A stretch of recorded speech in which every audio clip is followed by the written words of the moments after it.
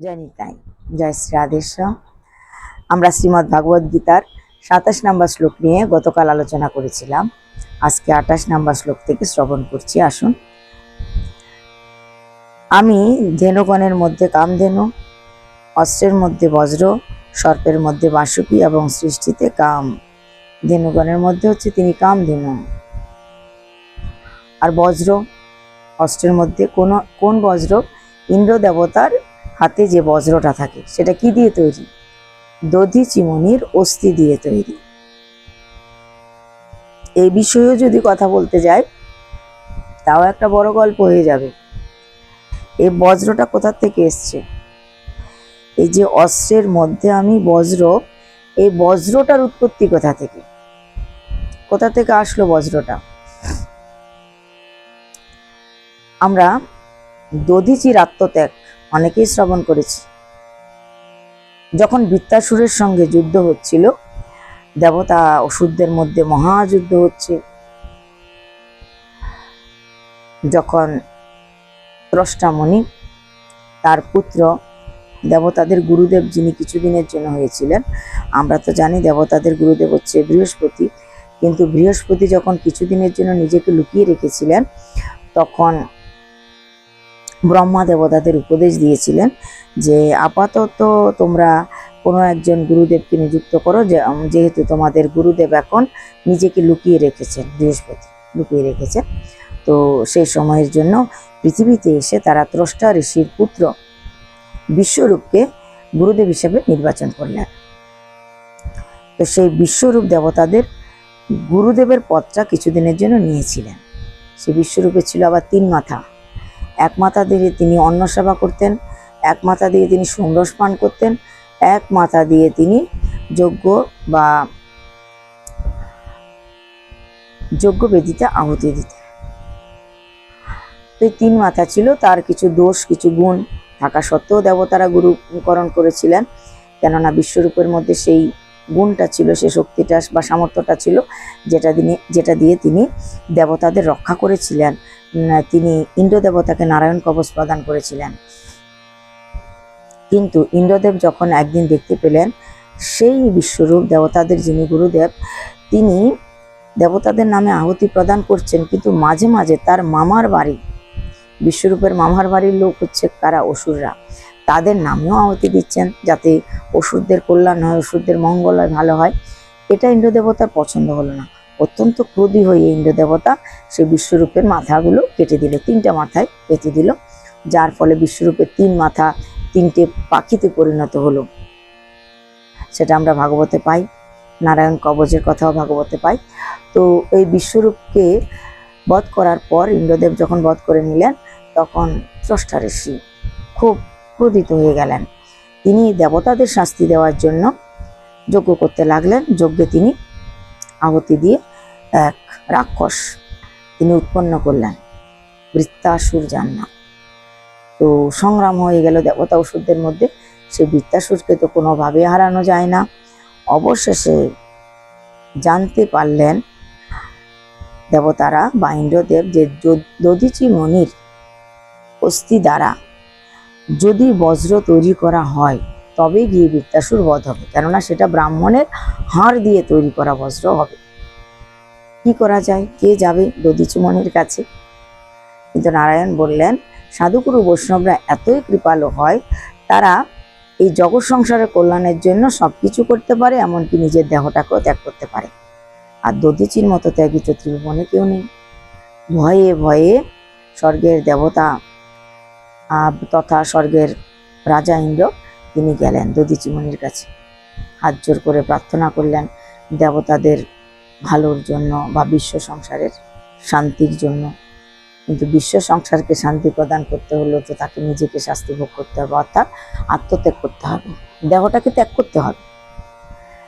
তিনি বিন্দুমাত্র চিন্তা করলেন না। বললেন, হে রাজা, তুমি কোনো কিছু চিন্তা করো না, অবিলম্বে আমি এই দেহ ত্যাগ করবো।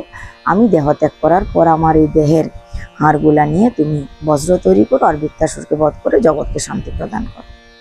তার স্ত্রীকে পুত্রকে অনেক বলে কইয়ে বুঝিয়ে তিনি সিদ্ধান্ত নিলেন দেহ ত্যাগ করবেন, কেননা এই দেহ তো দুদিনের, আজ হোক কাল হোক মরতে তো হবেই। চিরদিনের জন্য নয় দেহ, কিছুদিন পরে হলেও আমাকে মরতে হতো। যদি কিছুদিন আগে আমি মরে যাই, দেহ রাখি, তবে আমার এই দেহের দ্বারা অন্য অনেকের উপকার হবে। তাই দেহ ত্যাগ করাই উচিত বলে মনে করলেন এবং দেহ ত্যাগ করলেন। সঙ্গে সঙ্গে সেই দেহের অস্থি দিয়ে একটা বজ্র তৈরি করা হলো। সেই বজ্র ইন্দ্র দেবতা ধারণ করলেন। সেই ব্রাহ্মণের অস্থি দ্বারা তৈরি করা ওই বজ্র দ্বারা তিনি বৃত্তাসুরকে বধ করলেন। এই হচ্ছে শ্রীমদ্ ভাগবত গীতায় যে লিখেছে যে অস্ত্রের মধ্যে আমি বজ্র, সেই বজ্রের কথা। সর্পের মধ্যে আমি বাসুকি। বাসুকি কোথায় থেকে আমরা সব জানি। বাসুকিনাথ শোভা পাচ্ছে ভোলানাথের গলাতে। ভোলানাথের গলায় সব সময় মালার মতো ঝুলে আছে বাসুকি। তিনি আবার সাপেদের রাজাও। সৃষ্টিতে কামনা বাসনা ছাড়া কোনো সন্তান উৎপন্ন হতে পারেই না। আমি নাগের মধ্যে অনন্ত নাগের মধ্যে অনন্ত নাগের উপরে শুয়ে আছে নারায়ণ। জলচরের গণের মধ্যে আমি বরুণ, পিতৃগণের মধ্যে অর্জমা। পিতৃগণের আমরা যে পিতৃলোক বলি তার রাজা অর্জমা। তিনি হচ্ছেন সেখানকার মানে আমাদের পূর্বপুরুষ যেখানে থাকে, যে লোকে থাকে, যাকে আমরা পিতৃলোক বলি, যেখানে আমাদের 7 পুরুষ, গরুর পুরাণ মতে আমাদের 7 পুরুষ, হয়তো আমাদের তারও বেশি বা তারও কম পিতৃলোক অবস্থান করেন। তো সেখানকার যিনি রাজা তার নাম হচ্ছে অর্জমা। এবং সংযমের মধ্যে আমি যম। আমি দৈত্যদের মধ্যে প্রহ্লাদ। সামনে আসছে নরসিংহ চতুর্দশী। প্রহ্লাদজির জন্য ভগবান যে বাৎসল্য প্রেমের উপমা নিয়ে বা বাৎসল্য প্রেমের উদাহরণ নিয়ে ভগবান প্রকট হয়েছে, তার নাম কি? নরসিংহ ভগবান। নর এবং সিংহের মিলিত একটা রূপ।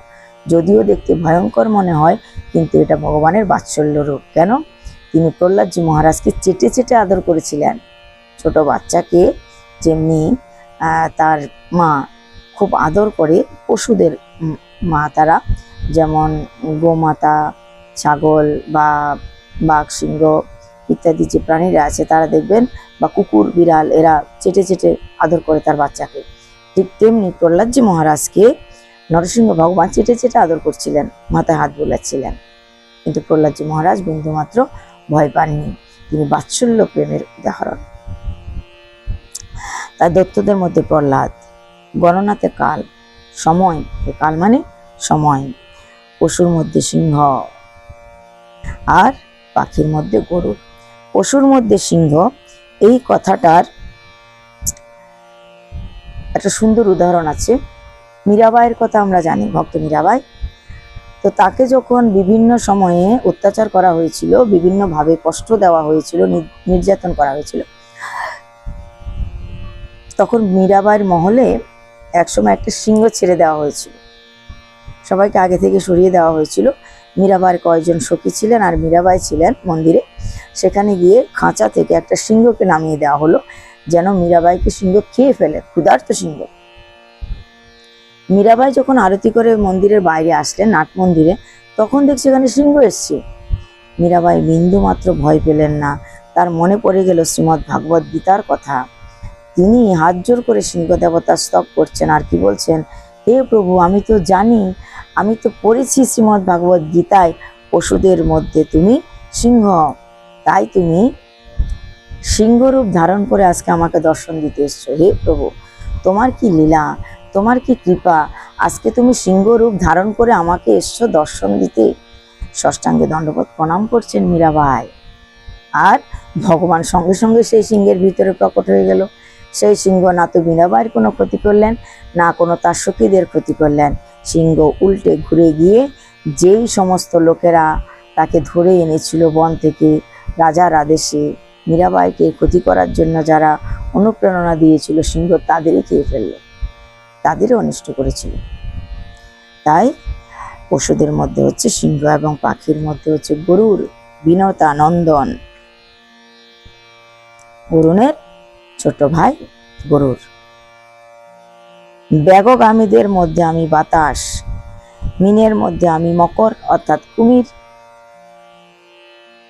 অস্ত্রধারীগণের মধ্যে আমি রাম, শ্রীরামের কথা আর কি বলবো, শ্রীরামচন্দ্রের কথা আমরা সবাই জানি। এবং নদীর মধ্যে আমি জাহ্নবী অর্থাৎ গঙ্গা, গঙ্গাকে ভগবানের স্বরূপ বলা হয়। আমি সৃষ্টির আদি, অন্ত ও মধ্য, বিদ্যার মধ্যে আমি আত্মবিদ্যা। নিজের অন্তরকে খুব মন্থন করো, বোঝার চেষ্টা করো, কে আমি, কোথা থেকে এসেছি, কোথায় যাব, কি আমার পরিচয়, আমার গন্তব্যস্থল কোনটা। আমি এই পৃথিবীতে এসেছি দুদিনের জন্য, তারপর কোথায় যাব। মন্থন করো, মনকে মন্থন করো। যেরকম সমুদ্র মন্থন করতে করতে বিভিন্ন রত্ন উঠেছিল, ঠিক সেই রকম তোমার হৃদয়কে মন্থন করতে করতে তুমি তোমার সঠিক জায়গাটা, সঠিক জীবনের দিশাটা খুঁজে পাবে। তাই মন্থন করো। তাই বলছে আত্মবিদ্যা, বিদ্যার মধ্যে আত্মবিদ্যা। আর বাদীদের বাদ, সমাসের মধ্যে আমি দ্বন্দ্ব সমাস। অক্ষরের মধ্যে আমি অকার, আমি অক্ষয় কাল এবং সকলের বিধাতা। আমি সর্ব সংহারকারী মৃত্যু, আমি ভবিষ্যৎ সৃষ্টি, কীর্তি, স্মৃতি, মেধা, ধৃতি ও ক্ষমা প্রভৃতি। আমি সামের মধ্যে বৃহস্যাম, ছন্দের মধ্যে গায়ত্রী, মাসের মধ্যে অগ্রহায়ণ মাস এবং ঋতুর মধ্যে ঋতুরাজ বসন্ত ঋতু।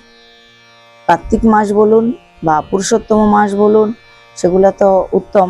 অগ্রহায়ণ মাসও কিন্তু খুবই উত্তম, কেননা মাসের মধ্যে ভগবান অগ্রহায়ণ মাস।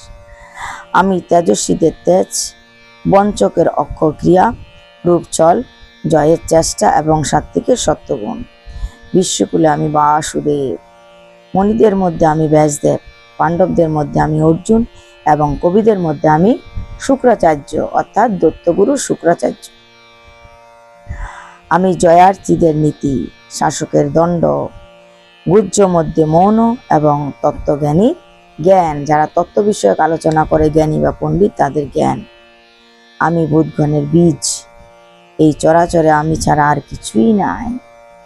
হে অর্জুন, আমি অনন্ত বিভূতি, তোমাকে সংক্ষেপে বলিলাম। ভগবানের যে অনন্ত বিভূতির কথা, এটা অর্জুনকে সংক্ষেপে ভগবান বললেন।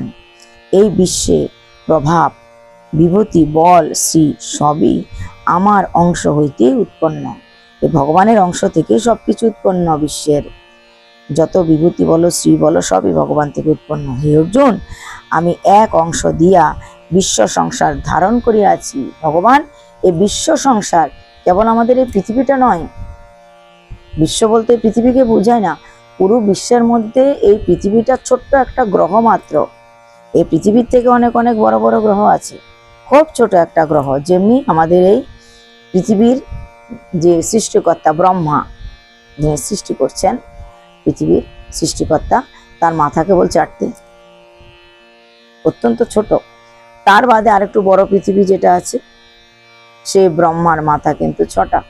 তার বাদে আরেকটু বড় মাপের যেটা পৃথিবী আছে, সেই ব্রহ্মার মাথা কিন্তু 8টা। এভাবে 6টা, 8টা, 10টা, 12টা, 15টা, 20টা, অনেক অনেক 64 মাথা ব্রহ্মার কথা ভাগবতে বর্ণনা দেওয়া আছে। তাহলে সেই পৃথিবীগুলো কত বড় হতে পারে। আর আমরা তুচ্ছ একটা পৃথিবীর মধ্যে, ছোট্ট একটা পৃথিবীর মধ্যে থেকে ভগবানের সেই বিশাল রূপের কথা কি আমরা ভাবতে পারি বা বুঝতে পারি। তাই বলছে, আমি কেবল এক অংশ দ্বারা এই বিশ্ব সংসার ধারণ করে আছি। ইহার অধিক জানিয়া আর কি হইবে। এর বেশি কিছু আর জেনে কি হবে, এর বেশি তোমার আর জানার দরকারই নেই। কারণ আমি এক অংশা এই বিশ্বকে ধারণ করে আছি। পুরো বিশ্ব ব্রহ্মাণ্ডকে, পুরো সৌরজগৎকে ধারণ করে আছেন। ইতি বিভূতি যোগ নামক 10ম অধ্যায়। এখানে আমাদের 10ম অধ্যায়ের আজকে বিশ্রাম হলো। 10ম অধ্যায় শ্রবণ করলাম, আশা করি আপনাদের ভালো লাগবে। 10ম অধ্যায়ে ভগবানের বিভূতির কথা বিস্তারিতভাবে বর্ণনা আছে, যদিও আমরা খুব সংক্ষেপে এই 10ম অধ্যায়টা শ্রবণ করলাম। কারণ শ্রীমদ্ ভাগবত গীতার এক একটা শ্লোককেও যদি ব্যাখ্যা করা যায়, তাও প্রায় আধ ঘন্টা 1 ঘন্টা লেগে যাবে। একটা শ্লোকের উপরে এত কিছু বলার থাকে। তবু আমরা অল্প অল্প করে শ্রবণ করলাম, তো আশা করি আপনাদের ভালো লাগবে। আগামীকাল আমরা শ্রবণ করব শ্রীমদ্ ভাগবত গীতার 11শ অধ্যায় বিশ্বরূপ দর্শন যোগ। ভগবানের সেই বিশাল বড় রূপ অর্জুনকে দেখাবেন। শ্রীমদ্ ভাগবত গীতা যখন পড়া শুরু হয় না, একটা অধ্যায় থেকে একটা অধ্যায় মধুর থেকে মধুরতম।